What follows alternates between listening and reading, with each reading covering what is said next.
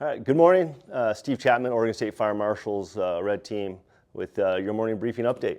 I'm going to walk around the map. We have 3 task forces out there today. We're going to have task forces up in this area in the neighborhoods up here, just doing some survey 1, 2, 3, just getting some assessment stuff done.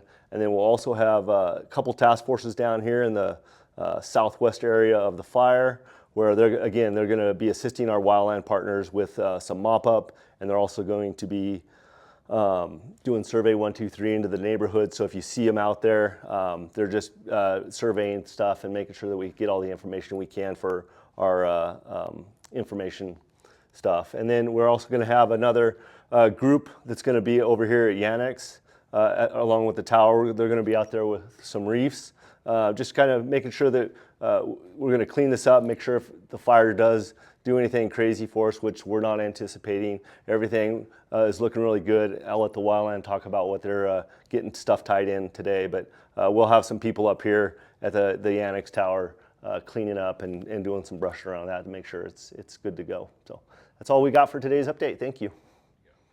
Okay, good morning. Cal Gibbons, Operations Section Chief on the Elk Fire. With the Oregon Department of Forestry Team 1. So operational update for July 11th.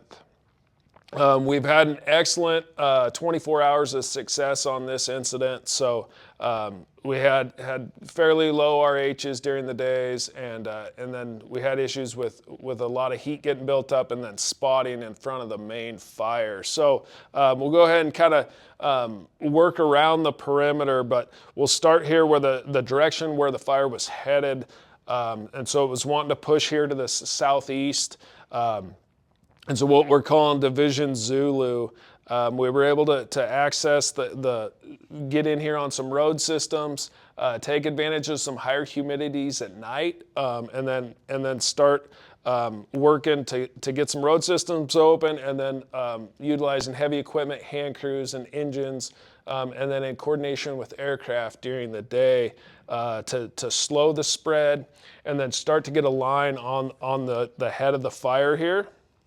And then also at the same time picking up multiple spot fires. So embers maybe a half mile out in front of the main fire, a little bit more that would land, start a small fire, and then we were able to get resources in on those. So at this point, feeling like we're in a pretty good spot for what we were like 48 hours ago on this incident.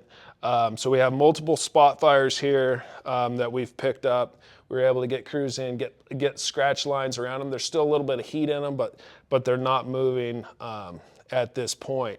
And then we were also picked up at least one spot fire across the line that we were able to get onto the map across these power lines here, quite a ways out in front of the main fire.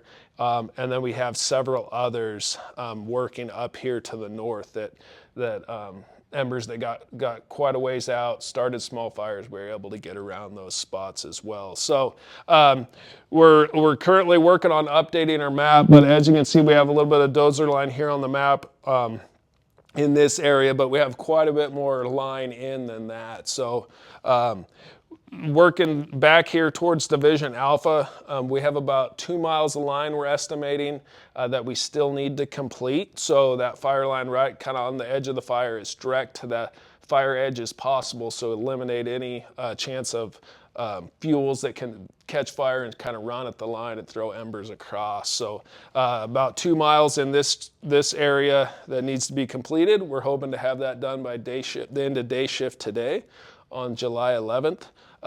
As long as everything goes according to plan. So we'll use the aircraft to keep paying attention to spot fires and then eliminate pockets of heat, things that are making runs at the line. And then to support those crews on the ground so we can get kind of as close to that fire edge as possible. So working back towards the origin of the fire, we have lines in these areas that have been holding. Crews have been there mopping up from the perimeter, 25 to 30 feet in most areas in here, some areas a little bit farther. And then working into what we're calling Division Lima on the northwest side of the fire.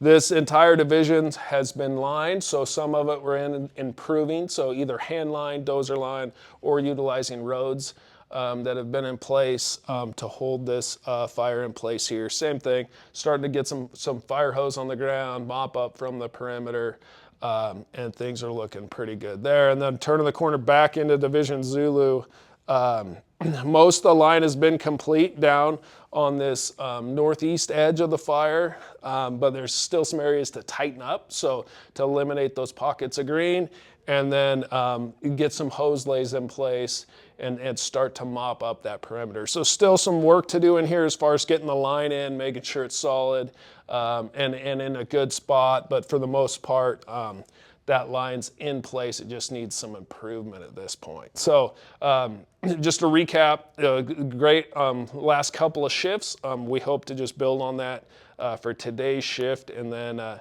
we would expect from there, to start to increase the containment on this incident as long as we have a good shift today. All right, thank you.